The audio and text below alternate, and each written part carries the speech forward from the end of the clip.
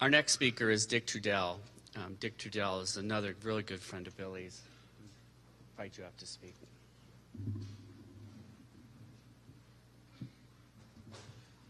Thank you, Bobby.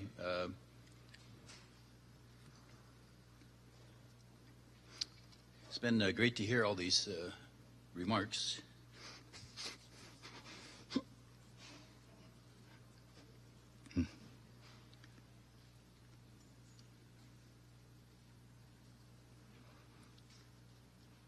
I know there are a number of speakers scheduled after me, and I'm sure that the morning has been long, so I'll try to be brief. My relationship with Billy revolved around a lot of meetings. And as Bobby had mentioned, how he would refer to Bobby, in some respects, the way he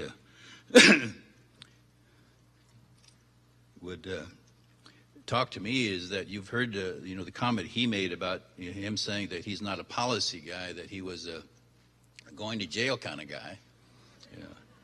And since I was always doing meetings, I became kind of the meeting guy, and so he would call me on a regular basis and say, Dick, you got to get us together.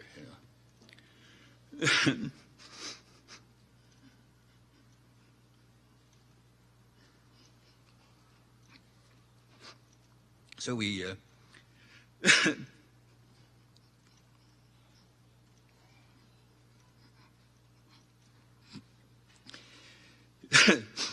we were always planning the next meeting, and I think it was last November or so he called and he said, Dick, you got to get us together. And I was thinking, and I've been doing meetings since the early 70s, and I thought, well, on what, why, and where, and so Billy said, Hawaii. I thought, wow, Hawaii. I said, how do I package this and really get people to respond? Because we did it, and we met in January in Hawaii. But at the same time, he wanted to meet with some of the Pacific Islanders who are also dealing with fishing issues, and so that was a part of the meeting as well. So in terms of his outreach and obviously the respect that he would generate, we had people from Saipan and I think Guam and some of the Micronesian islands, and so it was a very rare and interesting meeting. But we would talk almost weekly and just kind of plotting the next meeting or what should we talk about. And obviously when Senator Inouye was with us, we had meetings all over the country. I mean, from Florida to Washington, and from D.C. to California. And they were a lot of fun. And so at this meeting in February, I thought, boy, what do we do next? And but the topic of water came up, and obviously the water issues in the western states in particular are just all over the map. And that theme kept coming up, water, and be it water quality, quantification, all the conflicts that exist, just the struggles. And certainly here in the Northwest, concerns about dam removal, in-stream flows, it goes on and on.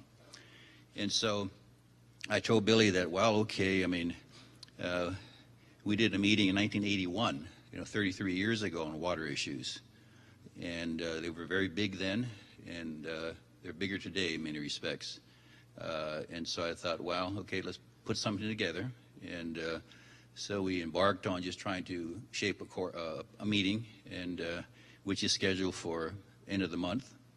And but Billy, in the meetings we would do, he would always be one of the first in the room, waiting for people to arrive, and obviously greeting everybody and smiling and hugging everybody.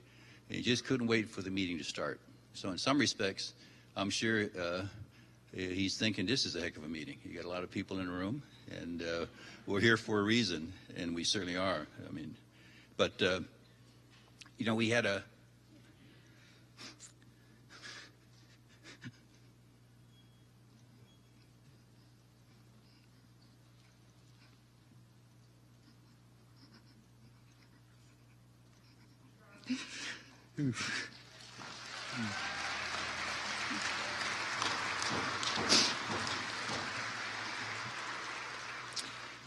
we had a great relationship, and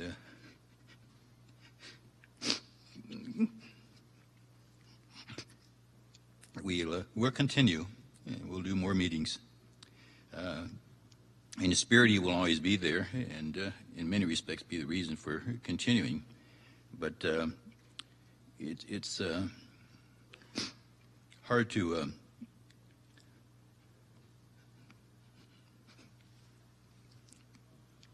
put 40 years of your life behind you. But I can recall a number of the meetings we had here in the state, and I remember when a number of your congressional delegates were just new to the scene. And obviously Senator Inouye, when we would convene meetings, and he would be there, and he was obviously one of the reasons people were there. But I can recall a number of people who had not been elected yet, and now they've been elected and they've served, and some have moved on. But Billy and the senator were just kind of always on the same page, and obviously very similar to one another. So it was a good ride, and we just have to continue to move forward. So I just wanted to kind of share those remarks the best I could about these gatherings, and Billy loved them. And he'll be missed. So with that, thank you.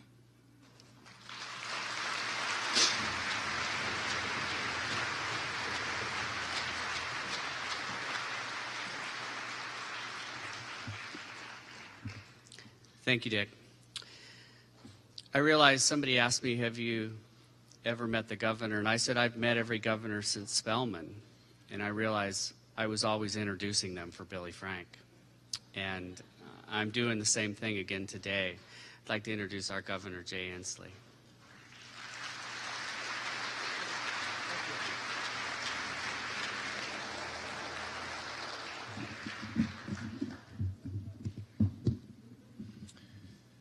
When Billy Frank spoke, people listened. Billy Frank said, "The Creator put that salmon there for it to survive." And Washingtonians listened. We thank the Creator that He gave us such a powerful, inspirational voice to assure that we honor that act of creation. And I am proud to report to you today that on behalf of 6.5 million Washingtonians, this morning our national and state flags are at half-mast in honor of Billy Frank.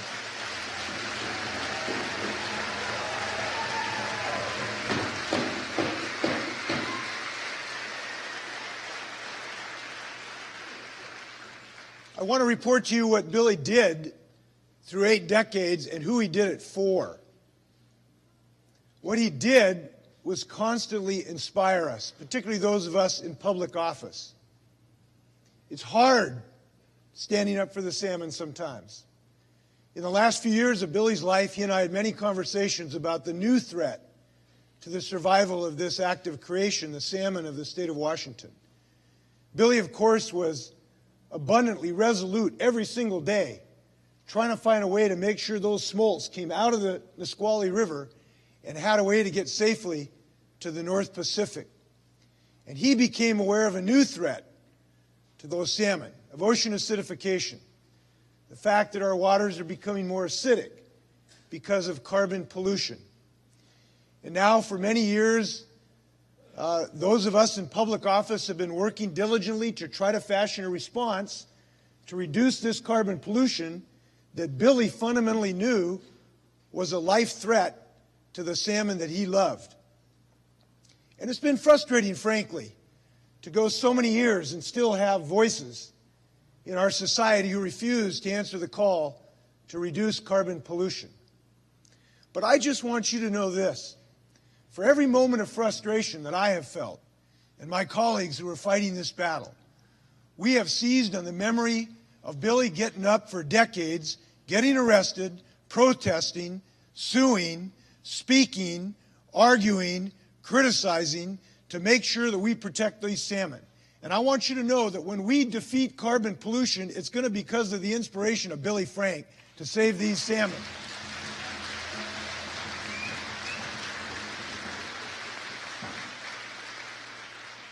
Now, the second note I would like to add to this tribute to this amazing Washingtonian is this.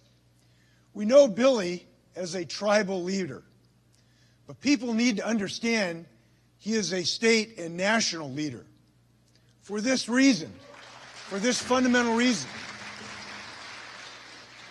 whether you are a Makah in the northwest corner of our state, or whether you are a Yakima in the central part of our state, or whether you are of Norwegian stock from Ballard, or Swedish stock from Spokane, or Croatian stock for Roslyn, it is your grandchildren that ought to bow down and honor the memory of Billy Frank. This is something that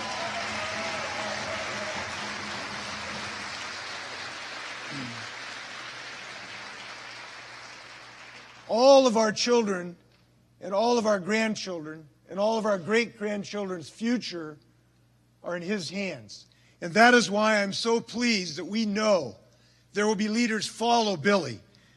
I just met Hakala Whiteshield and Damian Howe, Puyallup students who represent the next generation who are going to take up this mantle and are going to follow to help all Washingtonians. So in closing, I just want to say this. In Washington today, we are all members of the same tribe, the tribe led by Billy Frank. Thank you.